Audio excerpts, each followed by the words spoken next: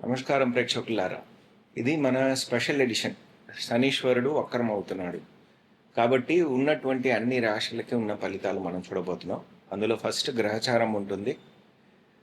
అందులో శనీశ్వరుడు వక్రమయ్యే దానివల్ల వచ్చే ఫలితాలు ఉంటుంది. అదేలాగా ఉన్న నక్షత్రాలకి ఒక రాశిలో 3 నక్షత్రాలు ఉంటాయి. ఆ నక్షత్రాల వారికి ఉన్నటువంటి నివర్తులు ఏమిటి అనే డీటెయిల్స్ అన్నీ ఉన్నాయి. ఈ వీడియోని పూర్తిగా చూడండి. ఇప్పుడు వీడియోలోకి వెళ్దాం. ఇప్పుడు మనం చూడబోయేది శనీశ్వరుడు వక్రమైన తర్వాత వచ్చే ఫలితాలు ఏమిటి 12 రాశులకి. ఈ వక్రగతి అవ్వంగానే ఒక్కొక్క ప్లానెట్ జనరల్గా ఇచ్చే ఫలితాలు ఏంటి. ఇప్పుడు శనీశ్వరుడు అనగా కర్మకారకుడు, అదేలాగా ఆయుదాయకుడు, రెండు మనకి శనీశ్వరుడే. శనీశ్వరుడు మనకి 12వ స్థానమైన మీన రాశిలో ఆయన ఉంటున్నారు.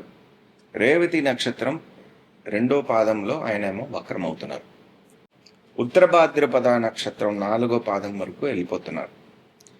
ఈ పీరియడ్ ఏంటంటే ఇది స్లో మూవింగ్ ప్లానెట్ కాబట్టి మనకి ఈ జూలై నెల ప్రారంభించి ఆయన వక్ర నివృత్తి అయ్యేది డిసెంబర్ 11న. ఇంతవరకు ఉన్న పీరియడ్లో ఈయన ఇచ్చే ఫలితాలు ఏంటి? ఎందుకంటే ఆయన కర్మకారకుడు. జనరల్గా ఒక గ్రహం వక్రం అయితే అది ఏం చేస్తుంది అంటే రాహుకేతువులతో పాటు కలిసిపోతారు. వాళ్ళు ఎక్కడ ఉన్నారో, ఏ స్థానంలో ఉన్నారు గ్రహచారంలో, అదేలాగా మన జాతకంలో ఎక్కడ ఉన్నారో ఆ స్థానాన్ని ఒక ఫలితాన్ని ఎక్కువగా ఇచ్చే ఒక సమయం ఇది. కాబట్టి కొద్దిగా జాగ్రత్తగా ఉండాలి ఈ టైం పీరియడ్. అది ఎస్పెషలీ ఏ నక్షత్రాల మీద కల్లా శనీశ్వరుడు వక్రం అవుతున్నారో వాళ్ళు ఇంకా అత్యంత జాగ్రత్తగా ఉండాలి. ఇది ఒక పాయింట్. ఇంకో పాయింట్ ఏంటంటే ఆయన మాత్రం వక్రం అయితే పర్లేదు, ఇంకో గ్రహం, ఇంకో 2 గ్రహాలు వక్రం అవుతున్నాయి అంటే అవి కూడా కలిసిపోతాయి రాహుకేతులతో పాటు.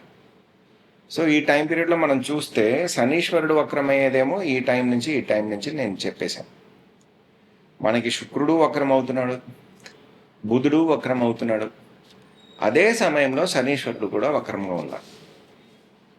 అదేలాగా మనం చూస్తే రాహు ఏమో శతభిషక్ నక్షత్రాన్ని వదిలేసి ధనిష్ట నక్షత్రానికి వచ్చేస్తాడు. ఇది ఒక మార్పు. అక్టోబర్ ఎండ్ కల్లా చూస్తే మనకి గురువు ఏమో సింహరాశికి, కేతు ఒక నక్షత్రమైన మకర నక్షత్రానికి వచ్చేస్తాడు. ఇవన్నీ మార్పులు ఉన్నాయి. కాబట్టి ఏమి జరుగుతుంది, ఏమేమి మనం చూసుకోవాలి అన్నది చాలా ఇంపార్టెంట్. ప్రేక్షకులారా, ఇప్పుడు మనం కన్యా రాశి వాళ్ళకి ఎట్లా ఉంటుంది అనేది చూద్దాం. ఎందుకు నేను ఈ ఆర్డర్లో వెళ్తున్నానంటే శనీశ్వరుడు ఒక ప్రభావం అన్నది ఈ సమయంలో ఈ రాశుల్లో ఉన్నాయి.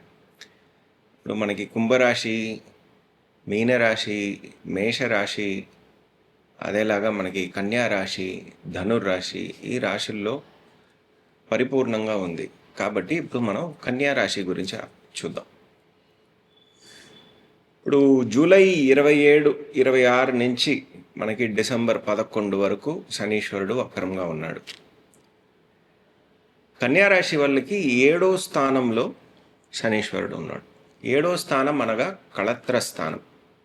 కాబట్టి లైఫ్ పార్ట్నర్, ఒక ఆరోగ్యం సంబంధించిన విషయాలు మనం ఇప్పుడు గమనించి చూడాలి.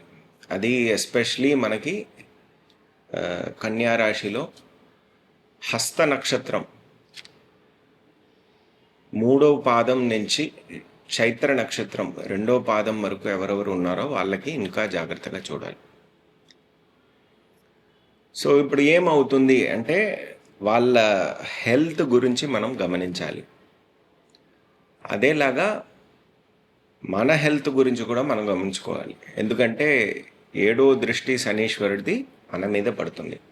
అది శుభ దృష్టి. యాక్చువల్గా చెప్పాలంటే శనీశ్వరుడిది 7వ ఒక దృష్టి శుభ దృష్టి. కాకపోతే ఇప్పుడు వక్రంగా ఉండి మన మీదకి ఆ 7వ దృష్టి పడుతుంది అంటే దాంట్లో కొద్దిగా అప్స్ అండ్ డౌన్స్ అన్నది వస్తుంది. ఆయన వక్రం అవుతున్నారు కాబట్టి మీ 6వ స్థానం అనగా రోగం, రుణం, ఈ 2 విషయాలు మనం చూసుకోవాలి.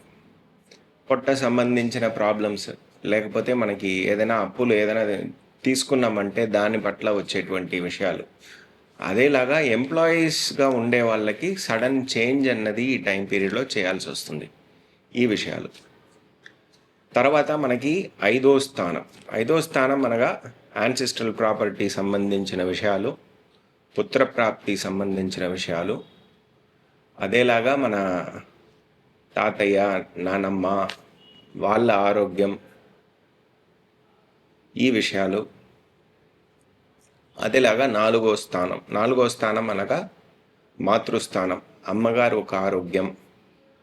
అదేలాగా కొత్త చదువులు ఏదైనా చదవబోతున్నామంటే దాని విషయాలు, ప్రాపర్టీ ఏదైనా కొనాలి అనుకుంటున్నామంటే ఆ విషయాలు. అదేలాగా మూడో స్థానం అనగా మనకి చెల్లెళ్ళు, తమ్ముళ్ళు, వాళ్ళ ఆరోగ్యం. అదేలాగా మనకి రావాల్సిన సపోర్ట్ సిస్టమ్. ఇన్ని విషయాలు ఈ పీరియడ్లో శనీశ్వరుడు ఒక మూమెంట్ అన్నది కవర్ చేస్తుంది. సో ఈ విషయాలు మనం అంతా గమనించి చూడాలి. ఇప్పుడు అది సెపరేట్ చేసి మనం చూద్దాం. 7వ స్థానంలో శనీశ్వరుడు వక్రంగా ఉన్నారంటే లైఫ్ పార్ట్నర్ ఒక ఆరోగ్యం అనేది గమనించి చూడాలి. అది నో డౌట్. అది మనకి ఫస్ట్ ప్రారంభించిన సమయం నుంచి జూలై 27 నుంచి డిసెంబర్ 11 వరకు ఉన్న సమయం 100% అది చూసుకోవాలి. కొత్త పార్ట్నర్షిప్ లాంటి విషయాలు బిజినెస్ గురించో ఈ టైం పీరియడ్లో చేయకుండా ఉంటే మంచిది. పెళ్లి కోసం చూస్తున్నారు, పెళ్ళి ఫిక్స్ అవుతుంది ఈ టైం పీరియడ్లో, నిశ్చయదార్థం చేసుకుందాం అంటే అది మాత్రం కొద్దిగా గమనించి చేయండి, చేయకుండా ఉంటే మంచిది. మనకి 20వ తారీఖు ఆగస్ట్ వరకు ఉన్న సమయం ఆయన 2వ పాదంలో ఆయన వక్రం అవుతున్నారు. కాబట్టి ఎక్కువ ఎఫెక్ట్ ఎక్కడ ఉంటుందంటే మనకి 5వ స్థానంలో ఉంటుంది. పుత్రప్రాప్తి, యాన్సెస్ట్రల్ ప్రాపర్టీ, స్పెక్యులేటివ్ లాస్, ఇటువంటి విషయాలు మనం ఫేస్ చేయాల్సి ఉంటుంది. సో ఆ టైంలో స్పెక్యులేషన్ ఏమి చేయకుండా ఉంటే మంచిది. అదేలాగా యాన్సెస్ట్రల్ ప్రాపర్టీ రిలేటెడ్ విషయాలు ఆ టైంలో డీల్ చేయాల్సిన ఒక తప్పనిసరి పరిస్థితి అన్నది రావచ్చు. అది కూడా చూసుకోవాలి. రాహు ఆ సమయంలో మనకి ఆగస్ట్ నెలలోనే ధనిష్ఠా నక్షత్రానికి వచ్చేస్తారు. రాగానే మనకి 3వ స్థానాన్ని 2వ స్థానాన్ని కూడా ఇన్ఫ్లుయెన్స్ చేస్తారు. కాబట్టి మనకు ఉన్నటువంటి కొత్త ప్రయత్నాలు మనం ఏమేం చేస్తున్నామో దాంట్లో అంతా ఆయన ఇన్ఫ్లుయెన్స్ ఉంటుంది. సో మనకి వచ్చే ఎంప్లాయీస్ సపోర్ట్ సిస్టమ్ వాళ్ళు నేరుగా ఉన్నట్టు వాళ్ళు అని మనం చెప్పలేం.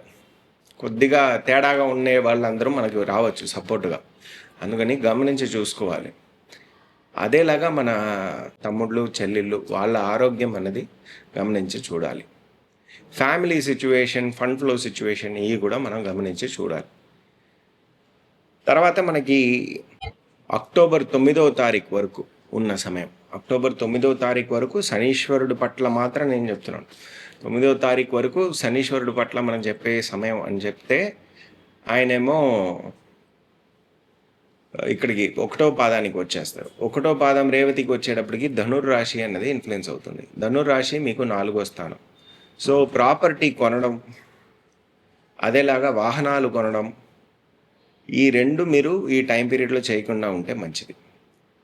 లేకపోతే అందులో ఏదైనా ఒక విషయాలు మనం గమనించి చూడాల్సిన ఒక అవసరం అన్నది ఈ టైం పీరియడ్లో వస్తుంది. అమ్మగారు ఒక ఆరోగ్యం, కొత్త చదువులు ఏదైనా ప్రారంభిస్తే దాంట్లో కొద్దిగా ఆబ్స్టకల్స్ అన్నది ఈ టైం పీరియడ్లో రావచ్చు.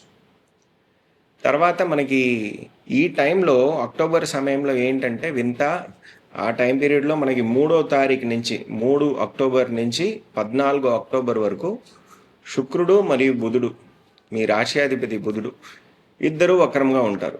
సమయం కొద్దిగా మారుతుంది. ఈయన 3వ తారీఖు నుంచి శుక్రుడు ప్రారంభిస్తాడు, మనోడేమో 24వ తారీఖు ప్రారంభిస్తాడు. కాబట్టి ఈ అన్ని తులారాశిలోనే జరుగుతుంది. మనకి కన్యారాశి వరకు చైత్ర నక్షత్రం 2వ పాదం వరకు వచ్చి వెళ్ళిపోతున్నారు. కాబట్టి చాలా ఇన్ఫ్లుయెన్స్ అన్నది ఈ అక్టోబర్ నెలలో జరుగుతుంది. అత్యంత జాగ్రత్తగా ఉండాలి. 14 నవంబర్ వరకు ఉన్న సమయం మనం కొద్దిగా జాగ్రత్తగా ఉండాలి. ఈ సమయంలో 31వ తారీఖున ఏమో గురువు కూడా మారిపోతున్నారు మీకు 12వ స్థానానికి. సో ఒక అన్ఎక్స్పెక్టెడ్ ఎక్స్పెండిచర్ అనేది కూడా మనం ఎక్స్పెక్ట్ చేయవచ్చు.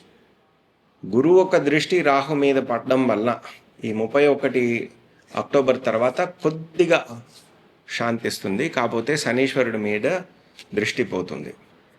కాబట్టి ఇది డబుల్ ఎడ్జ్డ్ స్వార్డ్ లాగా ఉంటుంది. అటువైపు ఏమో మీకు కేతు ఉన్నారు, అదేలాగా ఇక్కడ 6వ స్థానంలోనేమో రాహు ఉన్నారు. కాబట్టి కొద్దిగా జాగ్రత్తగా ఉండాల్సిన సమయం అని చెప్తున్నాడు.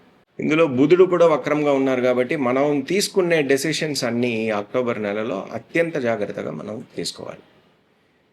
పాజిటివ్ పాయింట్ ఏంటి అంటే, ఇప్పుడు బేసిక్గా మన జాతకంలో శనీశ్వరుడు కానీ పబుధుడు కానీ శుక్రుడు కానీ వక్రంగా ఉంటే ఈ సమయం మనకి అత్యంత పాజిటివ్గా ఉంటుంది. ఏ ఏ విషయాలు మనం జాగ్రత్త పడండి అని చెప్తున్నానో ఆ విషయాలు మీకు పాజిటివ్గా రిజల్ట్ ఇస్తుంది. సింపుల్గా చెప్పాలంటే, ఇప్పుడు జాగ్రత్త పడాలి అంటే ఏం చేయాలి? ఇప్పుడు ప్రతి నక్షత్రానికి ఒక గుడి ఉంది, ఒక అతిదేవత ఉన్నారు. ఆ గుడికి వెళ్ళి వస్తే ఆ నక్షత్రం రోజున మనకి రిలీఫ్ అన్నది ఉంటుంది.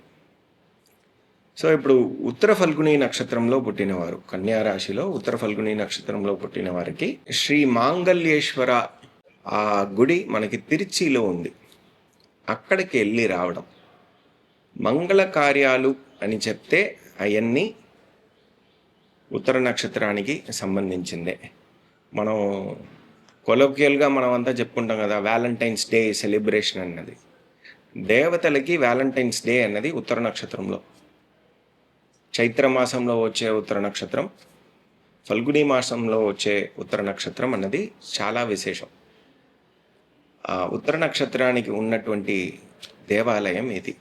ఇక్కడ మీరు ఉత్తర నక్షత్రం అప్పుడు వెళ్ళి పొద్దున్నే 6 నుంచి 7 ఆ సమయంలో మనం దర్శనం చేసుకొని వస్తే, అక్కడ ఒక 40 నిమిషాలు మనం కూర్చొని ఉండి ధ్యానం చేసి వస్తే, అదేలాగా గుడికి వెళ్ళేటప్పుడు ఖాళీ చేతులతో వెళ్ళకూడదు. ఏదైనా సామాగ్రిలు ఏమేమి కావాలో అవన్నీ తీసుకొని వెళ్తే మనకి మంచి ఫలితాలు అన్నది వస్తుంది 100%.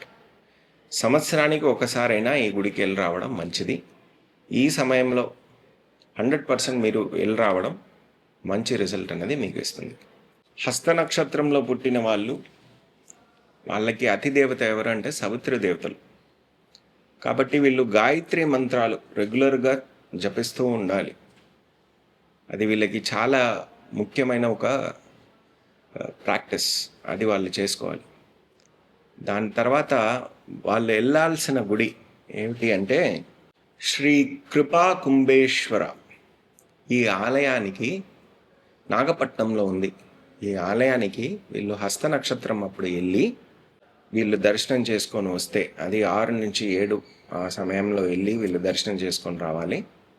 అదేలాగా ఖాళీ చేతులుగా వెళ్లకుండా ఏదైనా సామాగ్రిలు ఏమేమి కావాలో అవన్నీ తీసుకువెళ్తే వీళ్ళకి మంచి రిజల్ట్ అన్నది 100% వస్తుంది. చైత్ర నక్షత్రంలో పుట్టిన వాళ్ళకి అతిదేవత ఎవరంటే త్వష్ట.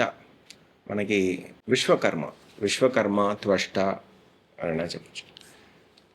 వాళ్ళే వీళ్ళకి అతిదేవత. వీళ్ళకి వెళ్ళాల్సిన గుడి ఏంటంటే చక్రరథ వల్లభ పెరుమాళ్. ఈ సన్నిధి మదురైలో ఉంది. ఇది చాలా ప్రసిద్ధి అయిన ఒక గుడి, చాలామందికి తెలియదు. ఇది ఏమిటంటే దీని హిస్టరీ ఎట్లా ఉంటుందంటే, బృహస్పతి గురువు తన అబ్బాయి అక్కడ చిక్కుకొని ఉన్నారు. శుక్రాచార్యారు ఒక ఆశ్రమంలో చిక్కుకొని ఉన్నారు. అక్కడి నుంచి తప్పించుకొని రావాలి. సో తప్పించుకొని వస్తాడో లేదో అనే ఒక బెంగలో ఉన్నటువంటి ఒక స్థితిలో రథంలో వచ్చి మనకి తిరుమల ఆశీర్వదించి ఏం ప్రాబ్లం కాదు, అంతా సరిగా అయిపోతుంది అని చెప్పి వెళ్ళిన ఒక క్షేత్రం. సో కాబట్టి ఇది చైత్ర నక్షత్రానికి ఒక ఇంపార్టెంట్ అయిన గుడి ఉండొచ్చు. దీని తర్వాత అందరికీ ఒక బెంగ ఉంటుంది.